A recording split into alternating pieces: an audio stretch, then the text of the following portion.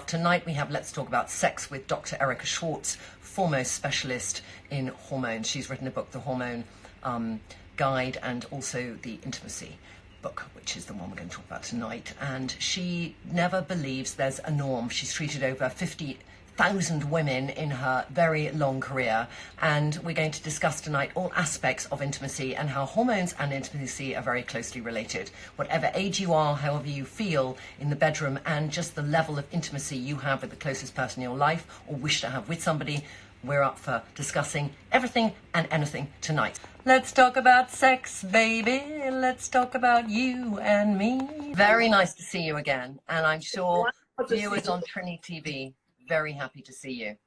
So when I discussed with you, Erika, what other things we could talk about, sex is a difficult discussion. I find it a difficult discussion as a perennially British woman, but I think women generally can find... Wait. What's about the perennial British Well, woman? I think... stiff upper lip British women, I don't know. But I think, first of all, Erika, let's start with, why did you write the book, The Intimacy Solution? Because people don't understand sex. They don't understand the connection between sex and intimacy. And it's a big mess. And right now with the coronavirus thing, it's an even bigger mess, because what I did, and I was telling you before, is I did an informal poll yesterday and today to about 150 women in the various ages, like from maybe early 20s to 70s. Mm-hmm. And I asked them, how's your sex life? Yeah. How's your relationship? And you can imagine what the answers were. It's going to blow your mind. Okay, tell us. So, interesting, it doesn't matter about age. Age had nothing to do with anything. Some people, the people who were scared, some of them had more sex because they were scared. Mm-hmm. Some people... Scared of what, Erika? Scared of what's happening? Just of the craziness and being isolated, and what's going to happen next, and nobody knows when the stupidity is going to end, and nobody's telling us the truth, and it's a disaster, and we're not getting the information we need. But tonight is about intimacy. Tonight is about information we're going to give you that you need, that's going to help your sex life get better. Fantastic. So anyway, so the interesting thing was that it didn't matter about age. It mattered about the state of mind. And in the book, The Intimacy Solution, I came to the same conclusion. After listening to my patients talk about sex, intimacy, how they get together, what is it all about? And the reality is that nothing has changed. And that's the good thing, because, we were talking about new normal. Where has it gone? Well, it hasn't gone anywhere. It's here.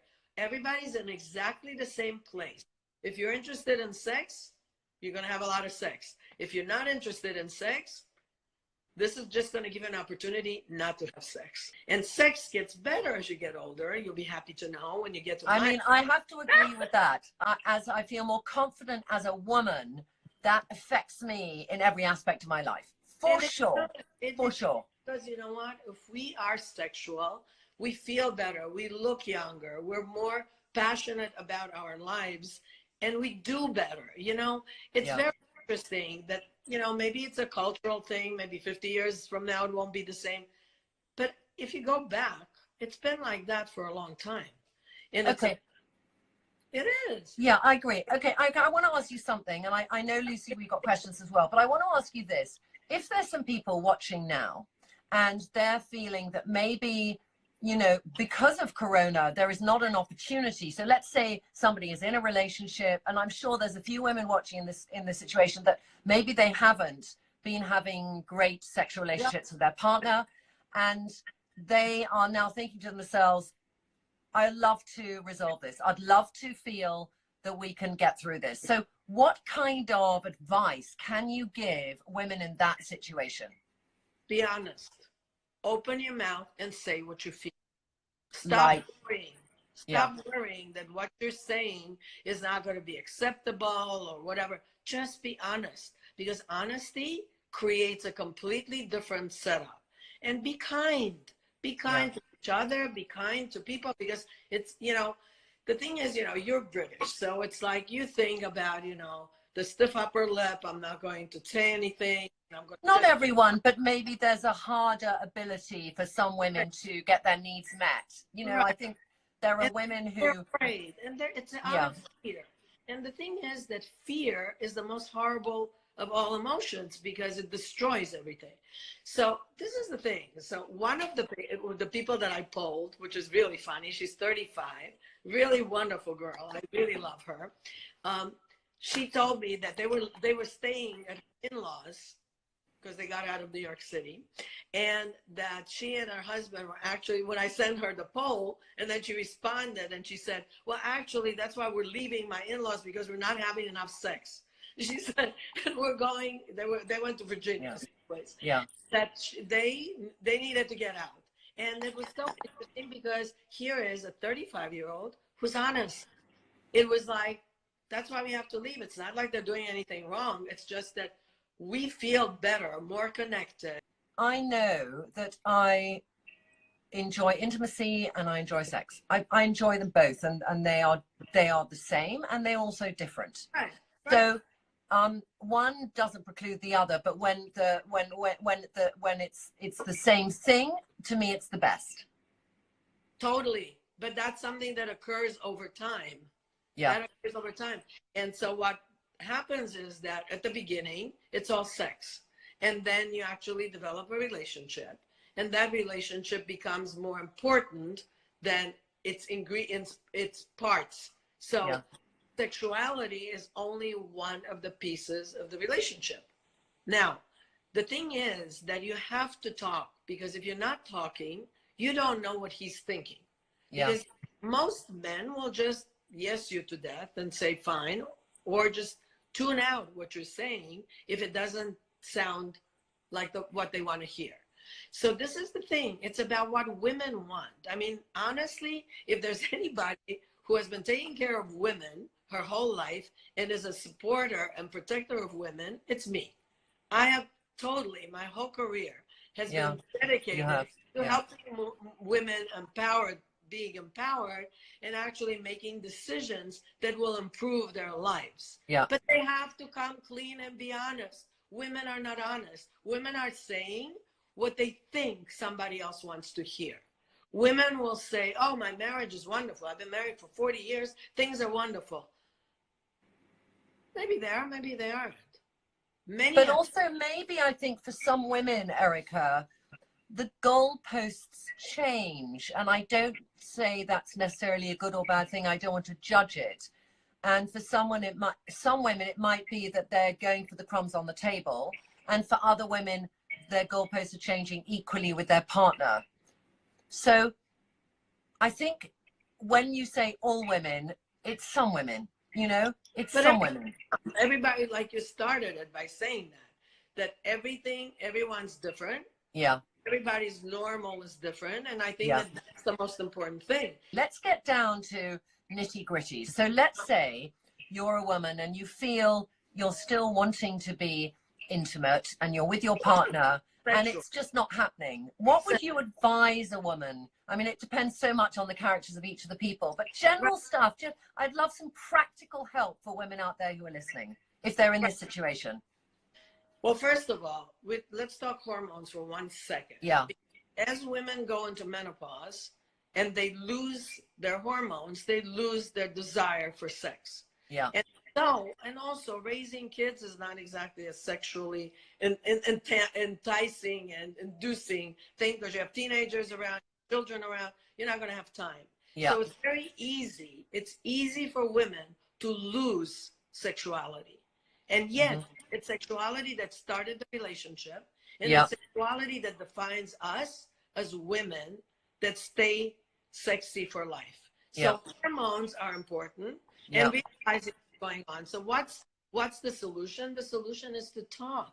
The solution is to cuddle. The solution is to touch each other. This date night stuff is real bullshit as far as I'm concerned, because you're going out to dinner, you're not exactly making out. I think it's more important than you make out. I think it's more important that you wait for the kids to go to sleep, or you go to a hotel, or you have the grandparents or somebody or babysitter or something, and go and make out and start maintaining the heat, the excitement that kept you to begin with. connected to the partner. And then as you get older and the kids leave the house, you're not going to look at a stranger. You're going to look at somebody you want to have sex with, you want to cuddle with, you want to share your life with.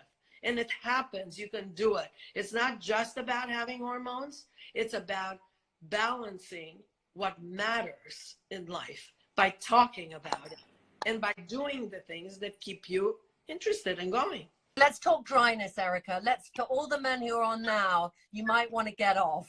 But many women do experience dryness, which is an issue. Well, it's the lack of hormones and also the lack of use. If you're not having sex, you're going to get dry. If you're not masturbating, you're going to get dry. If you're not keeping your vagina moist, you're going to get dry. So, you know what? Get your hormones in balance, and you don't have to have sex with your partner if that's so offensive and that makes you feel like I'm saying something wrong. Then do it yourself. But then you're not going to get dry, and your vagina will continue giving you pleasure. It's okay. So you're saying that so are you saying that hormones aren't the only thing that reduce a good vagina? Well, actually, it's a combination. It's hormones and what goes on between your ears, because look what you have here. It's what goes on between your ears defines if you're interested in having sex or not. Defines what the truth that goes on happens. And guess what? It's between your ears that will moisturize your vagina. Okay. Somebody's saying, and this is so true, what about stressed out, depressed men who lose their libido? I think there are a lot of women, Erika, who are with men who are really depressed, you know, and I think that, you know, I think this is interesting. I think women can be depressed and they'll still have sex because they know that, because we attach so much more to sex than just sex. Whereas I think when men are very depressed, they find it much harder, you know, because you know much harder. Women can passively accept it. Men have an erection. So what do you do if you're in a relationship? This is probably one that's been going on for a while, Erika, and you feel that you as a woman, you're like there for it, want to have sex with your partner, and he is feeling depressed and flat. What can you do to help him? Tell him how much you love him. Caress him. Give him compliments. Tell him how wonderful he is. Tell him of the good times. Show him how you can give him love, because he will respond. I have never in 40 years met a man who didn't respond to love and kindness. I mean, it's a very hard discussion, this, and I think that... Go ahead, keep on doing it, because you know what? You know, I saw something that passed that it said that I was arrogant. I have to tell you, I take a big, offense to saying that I'm arrogant, because the last thing I am is arrogant. I'm here to help. The only reason I'm doing this is to help. The only thing I have done for 40 years is helped. My goal is to be a contributor to make life better for women and men, and to improve our state. So to say I'm arrogant, you're just not listening clearly. Do you think that if you are a woman who is in midlife, and a lot of my audience are all different ages, but I'm just addressing the women in midlife, and midlife to me is 50, by the way, because I think we should all live to 100 if we look after ourselves. But if you are in that situation and you have just, you know, maybe some women have stopped having sex much, do you think that, and I know what you're going to say, but I want you to really give women an inspiration as to why they shouldn't go down this path, that you just sort of think, well, this is the inevitable thing and we won't have sex so much and we won't do this. Why should women, in a way, Erika, because we talked on Friday about going on to HRT and hormones and things, why should we try and halt time or halt the natural physical condition of our body to just go through these different stages? You know why what? Should we? You have a perfect example with Corona. It's about prevention. You can prevent disease. And Corona is a perfect example of not having prevented, not focusing on prevention, focusing on diagnosing disease and treating it with medication. You know what? It's about preventing. We're alive for so long. We're all going to die in the end. This is the thing. If you can keep your life in balance, you can passionately enjoy life and contribute, then you actually will be fine. There is no reason not to prevent disease, not to prevent ourselves from becoming victims of diseases. And as we get older and we lose our hormones, we start getting diseases of aging. And diseases of aging are all preventable. There's many women on here still saying, libido, help me with my libido.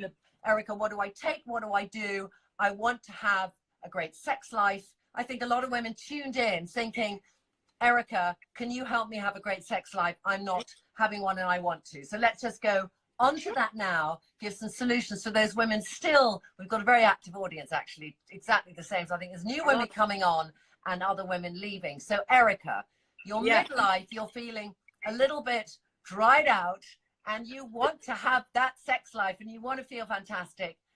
And, you know, I know what I do, but you say what you suggest as well. Well, you have a few things to look at. Okay. Be honest with yourself. So look at yourself. If you're perimenopausal, if you're losing your hormones, by all means, get your hormones in balance.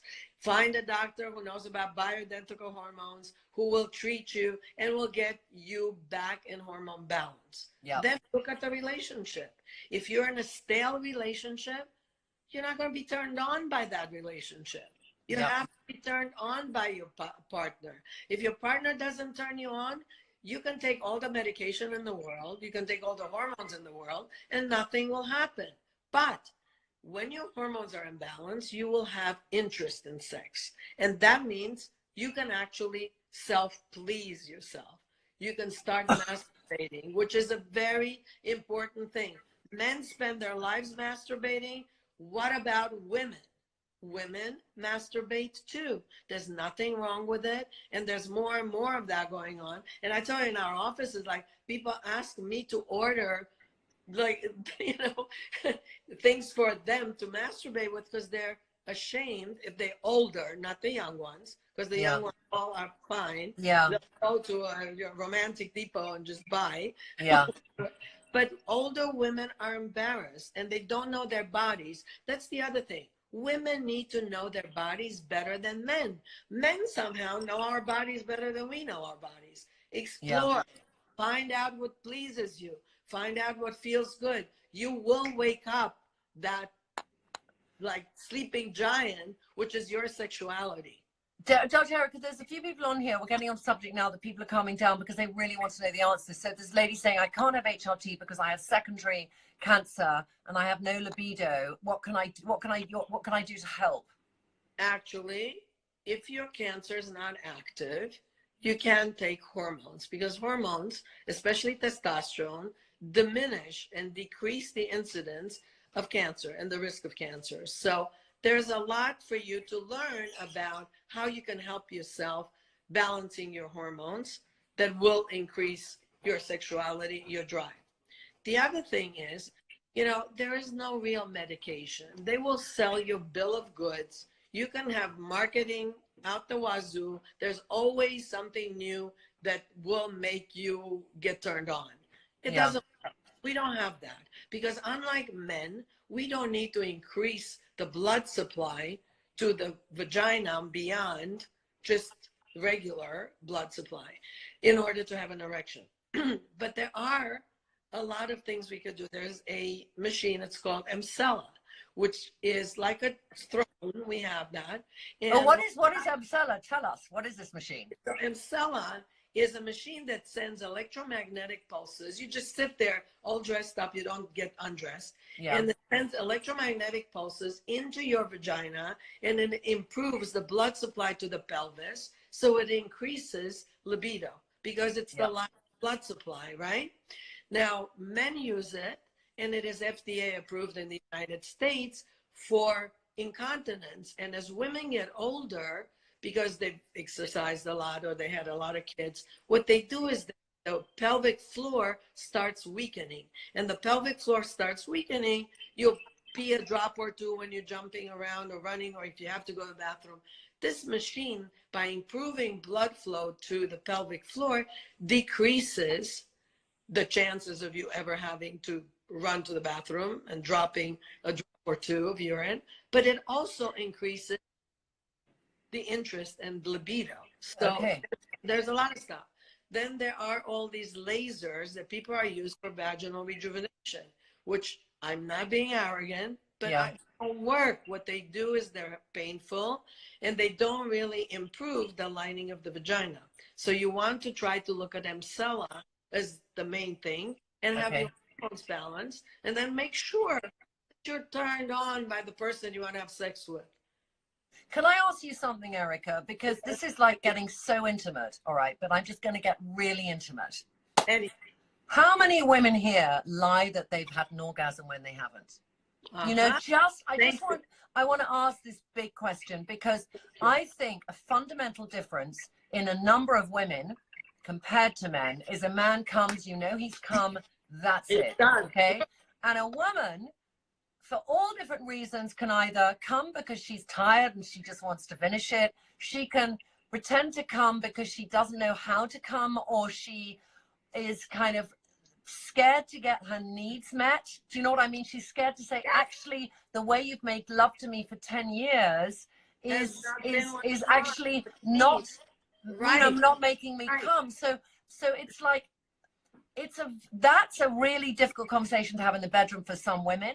But I do believe if you know, when you say about having an honest conversation, I do believe if you can say, you know, hey, can you do it this way? Because I'd like to try, you know, if you can vocalize, so you're feeling as great as the other person in the room. I think that there are quite a few women who really, one wants to say, just say, you know, what you'd like. I think that's something some women find difficult to do. What about being honest about how you feel? And women don't have orgasms. I have women in the practice who have never had an orgasm. Now, if they're 20, I will stop that dead in its track. Do you mean they've never had an internal orgasm, Erika? What? Or do you mean they've never had an internal orgasm, but they've just masturbated?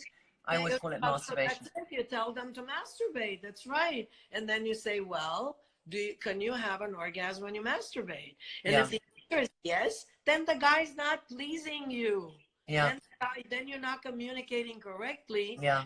Not having a relationship where it's a give and take. You're just basically a receptacle for him to have an orgasm. Well, you can masturbate too, you know?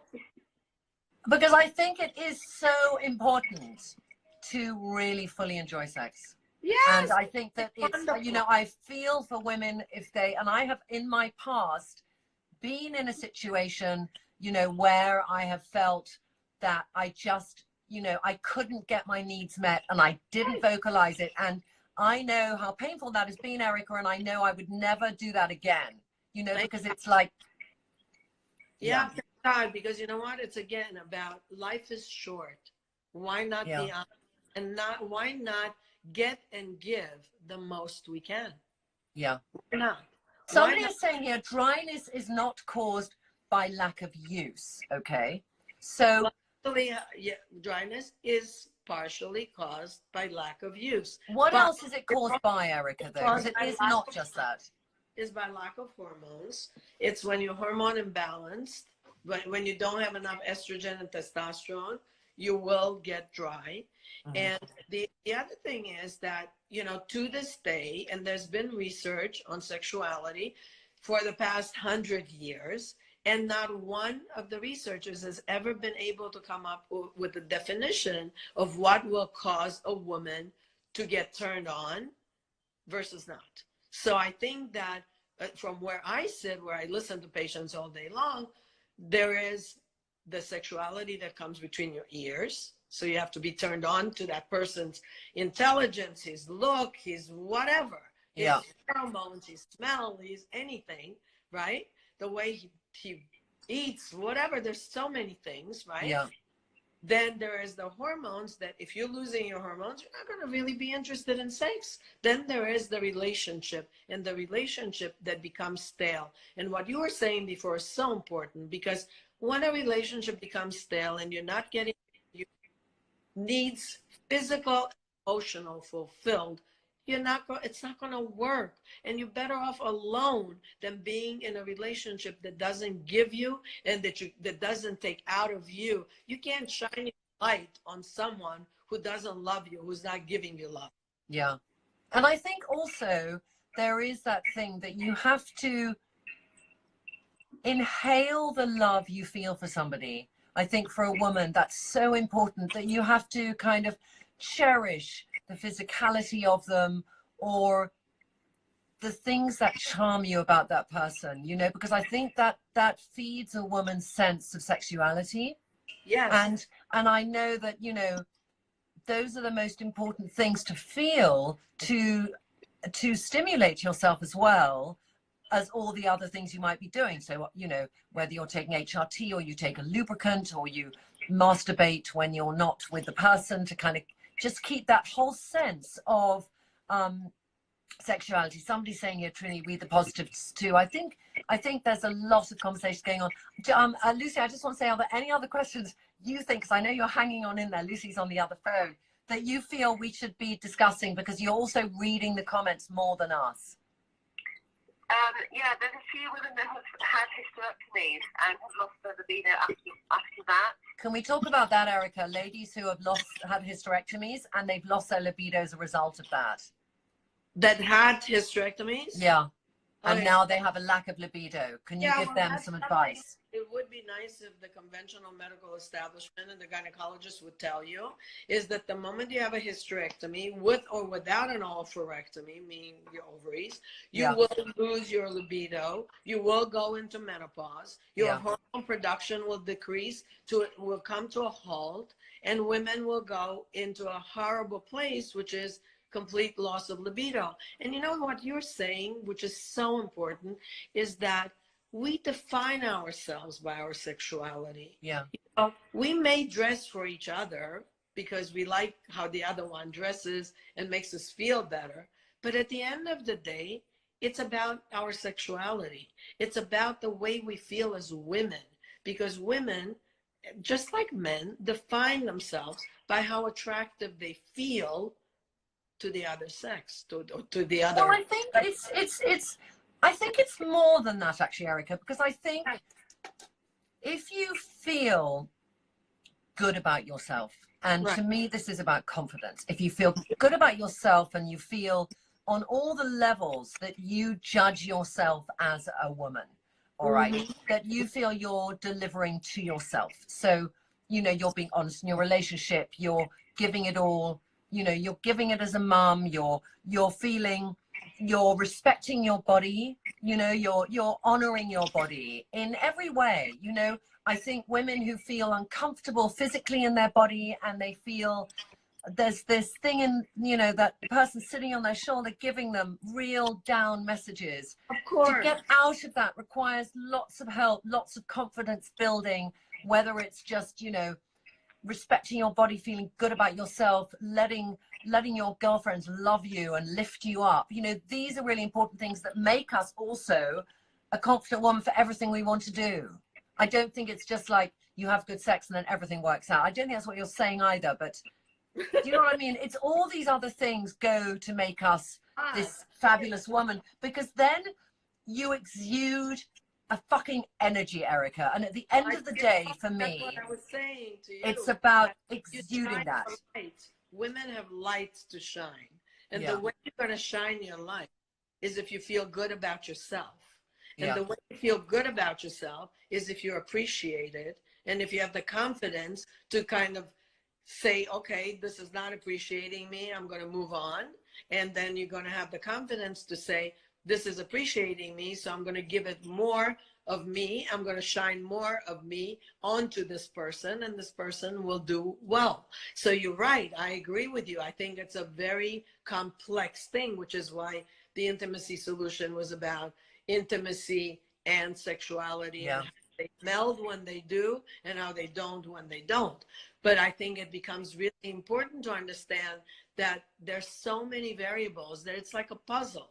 There are millions of pieces to the puzzle, and the more pieces you put together, the more you'll realize that what the puzzle looks like. And the puzzle is really your life. So I think it becomes really important to be honest and respect your life, literally. Yeah. I mean, I think that a lot of women are now being very animated by the conversation. I think we discussed on Friday, Erika, the importance that we both agreed on of having a program of some replacements of hormones. And I think we both totally agree that it's not something, I know it's not something I'm going to give up, because I don't believe that I don't want my life to, you know, just peter out. I want to feel that energy until I got down dead at 100. So for women who are saying, you know, please talk about breast cancer and no HRT, I've got a lot of women, and we discussed it on Friday, but it's something that in maybe generalistic medicine in England, Erika, but you're giving your opinion here, but Erika is a foremost hormone specialist in the US, that I think a lot of women here are told if they've had breast cancer, they can't do HRT. And it's, I just want you to talk about that for a minute, because not scientifically proven. Actually, women who are in the United States, they're coming around, but I think they're coming around in the UK too. There is no scientific data to support the fact that there is any connection between taking HRT and then having breast cancer. The thing is that testosterone protects against breast cancer. Then there is a lot of ways in which you can balance hormones to maintain your health. You know, as you get older, it's not just about breast cancer. It's about Alzheimer's. Yeah. It's about osteoporosis. Yeah. It's about diabetes. It's about obesity. It's about a lot of issues. And I think that if you put them into perspective with hormones, you will prevent these diseases. Without hormones, you will just get old and sick. And we don't want to get old and sick. We want to stay healthy. Yeah. So if Because you have breast cancer, then that's okay. Yeah. If the cancer is not active, take the hormones, Yeah. address the diet, exercise, lifestyle, stress management. Yeah.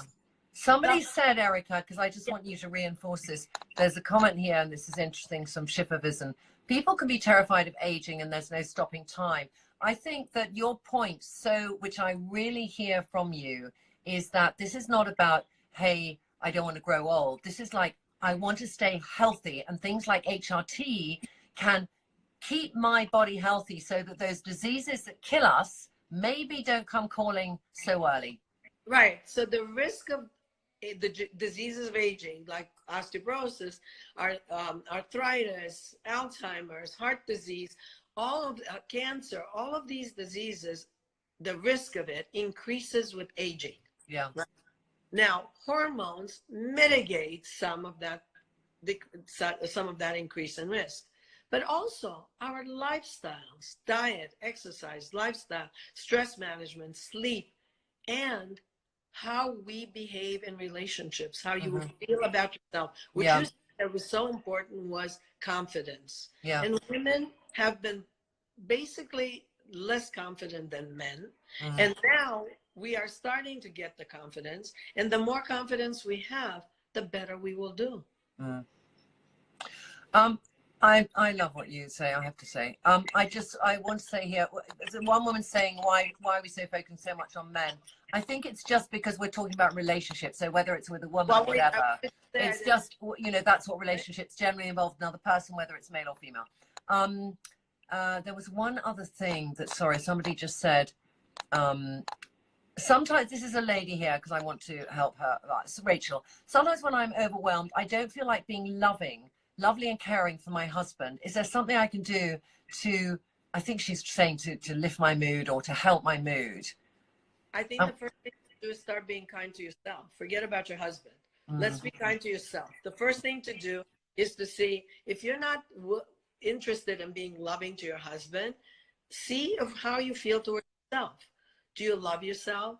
Do you accept yourself for what you are and how you are? Do you realize that you're normal and what's going on in your life is just a moment in time when you don't feel your best, and that moment in time will pass? And maybe doing something that makes you feel good about yourself will eventually open the door for you to feel kind and loving to your husband. Yeah. I mean, that's somebody's saying here, Julia, the excitement I get in a relationship is mostly when I feel cherished and loved. It comes from the emotional side for me, and then I feel in the mood, not just for me but for him, which is so true. A lot of people are saying, Erika, what if I can't take hormones? So there must be some people like Booth Cockapoo, who's one of my biggest lovely ladies who watches a lot, saying not everyone can take HRT. So, but that's not, wait. Everybody can. It's just different kinds of HRT. There are different doses of HRT. There are different combinations of HRT. Everybody can. You just need to find the right doctor, like the right relationship that will give you what works for you, that will listen to you, and then understanding you will create the correct combination that will work for you. So what, if you could just describe that, because I know we're talking about sex tonight, but I think having the right balance of hormones really helps your intimacy. We've established that, Erika. So could you describe then for us, because it might be that a woman wants to, let's say the doctor, a general practitioner who's not really that vested, says, oh, you can't take HRT. And then a woman is thinking, well, could I go back to him and say, can I take this? So what is in your opinion, if you've got somebody who's maybe suffered from some illnesses where HRT is off the table, when you talk about alternatives, you're talking about biodynamic, or what are you talking about? Bioidentical. I always call it biodynamic, don't I? Bioidentical. So change the name to biodynamic. We so should. So could you explain to ladies, and also another question which comes up a lot is, how do I know if my hormones are imbalanced? This is the thing. How do you know that they are unbalanced? Yeah, not in balance. Yeah. Well, you don't sleep well, you gain weight, your mood is irritable, you get hot flashes, night sweats, insomnia, you have itchiness, you have allergies that you never had, your hair is thinning. There are all these symptoms that you start looking to the neurologist or the endocrinologist for. The truth is, it's just your hormones are leaving you. So those are symptoms of hormone imbalance. Lack of libido, symptom of hormone imbalance. So there are a lot of symptoms. But the thing is that once you start experiencing them, and we all do, whether it is after we had a baby that we have symptoms of hormone imbalance. So do people have them that young? Because I think there might be people watching who might think, oh, that's when I hit menopause, but they're getting a few. Nothing to do with menopause. Women who, once they have babies, their IVF is a huge, huge cause of hormonal imbalance. Yeah. Because you're going to have babies, but then after that, your hormones are going to be shot. Can you only get bioidentical hormones privately in the UK? I have to say, I don't know, Erika, yet if you can get them on the National Health. Oh, yes, you can. It's called estrogel. Estrogel. Okay. Bioidentical estradiol. Testosterone has not been approved outside in anywhere really for the use of, for women. It's just approved for men. So there are a lot of doctors who prescribe it, and it works really well. Progesterone is approved in the UK, so you can get it. You just need the right doctor to hear you, to understand, and work with you. Okay, so you can have, I know, because I've had this done when I first met you, is had my hormones tested, and I had, I remember I had 0 testosterone when I met you. I had a tiny bit of progesterone, and I had hardly any estrogen. So, for me, I was getting weird spots, and I was feeling very tired and flat and low. I mean, I know all those symptoms, and I did go into, started having those symptoms age 44, 45. So what are the, if you're lacking, I just want to ask you this, I've never asked you this, Erika, but let's say you're lacking just estrogen. What are the symptoms you would see? Well, you know what? The thing is that they work together. So it's not like one of them takes the lead. Okay. So it's a matter of putting them together like an orchestra. So you have to have all the pieces together. And sleep is one of the things that I didn't mention, that sleep is such a horrible thing, because I feel it's like how Mother Nature takes us out, that we stop sleeping, and hormones will help you sleep, but also meditating, listening to calming music, not drinking at night. Yeah. also not exercising at night. All these things that you're doing can help you sleep better too. And it's not just the hormones, it's the diet has to be changed, because we can't detoxify the same way we did when we were 20. So I think that it's about adjusting your life to do it more and more kindly towards yourself. We're back on the hormones, aren't we?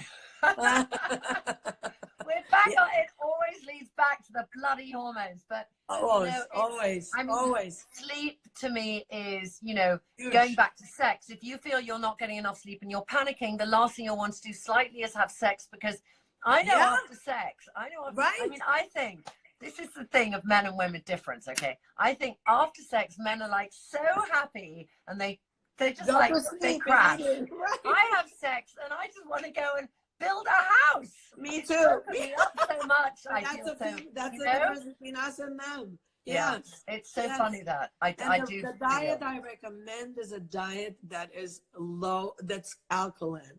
That is really, I was reading somebody who was asking, so you want to be alkaline, and actually, I don't want to bring Corona back in, but alkalinity is important.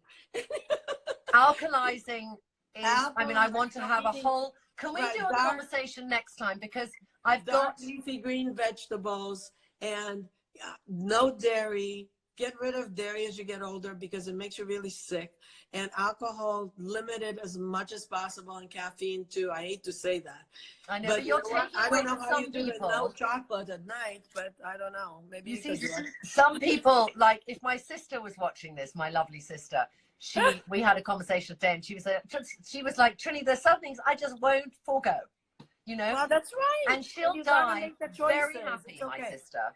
But and I think that when I started talking a little bit last week, Eric, about sugar and how apart from the last 3 days, I've had the Halo bar, the little dark chocolate bar, but generally I've taken refined sugars out of my life for 3 weeks. And the difference I felt in my body and the difference I felt in my brain and my alertness and the lack of inflammation, so that when I eat, I actually had some chocolate Nutella biscuits yesterday. We were playing a board game, and I had like 5 because they taste. And I lay in bed afterwards, and I felt my ankles swell.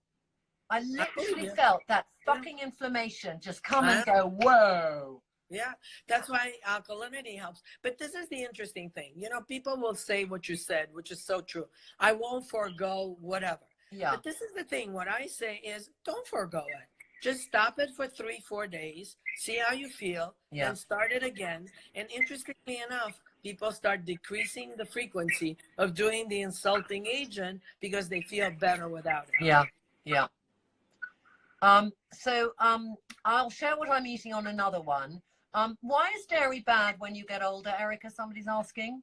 That's a good question. It's because we're not able to process it anymore, because we don't have, you know, the lactate, the enzymes anymore, and it becomes toxic. So then as it becomes toxic, our liver becomes really bloated from it, and it becomes a big problem. So you're better off giving up. My husband said to me the other day, he said, what do you mean I can, because now he's actually dairy free. So he said to me, what do you mean I can't have, you know, what does he like? He's British, so he likes whatever, some Stilton, whatever it is. So I said, oh, cheddar, he's saying. I love the fact you have a British husband. Cheddar. I didn't know you had a British husband, Erica. Well, see that? There's always secrets between us. We got to get rid of them. Okay. Somebody's saying, what no dairy, osteoporosis is real. Okay, so osteoporosis, you're not going to correct osteoporosis with dairy. You're going to correct osteoporosis with high impact exercises. I mean, stress. Well, what am I trying to say? Low impact weights, with weights, right? Low impact weights. That's how you do it. Then you take magnesium and calcium supplementation, but low. But guess what? Hormones, testosterone protects you from osteoporosis. Yeah. Fantastic. Yeah, I do consult with people who are not in the USA. Obviously, Trinny. Yes, actually, and I do come to London. You come to London, now I can't, but I will when you come soon back. enough. When you come back, there'll be a queue. There'll be a queue of people who want to Happy nice take care you. of everyone. And there'll be a I'll be queue of happy. people who are saying, help me. And there will be an equal queue. And can I just say, Erika, I loved our conversation tonight. It opened up a lot of thoughts. What do you think, Lucy? Because Lucy's been listening to everything. What are you thinking? I'm fascinated. You go off and have a lovely evening. I'm going to go to bed now. You should. You look And gorgeous. And I next want to time say I'm to gonna the wear a bright Australians, blue. Next the time it'll be bright Australians blue. who, oh, look at you, fantastic. Love is the drug. Love is the drug. Dr. Erika's office is on Fifth Avenue, just opposite just up by the Prada building, because I know it well, called Evolve Science. And we do a lot of remote, telephone consultations. We have a lot of patients in England and New Zealand and Australia, everywhere. Yeah, you do. And lots of We're people, happy. Trinny Tribe Southwest, have been listening avidly and supporting your conversation, Dr. Erika. So I just thank you very much, everybody who tuned in. Good night.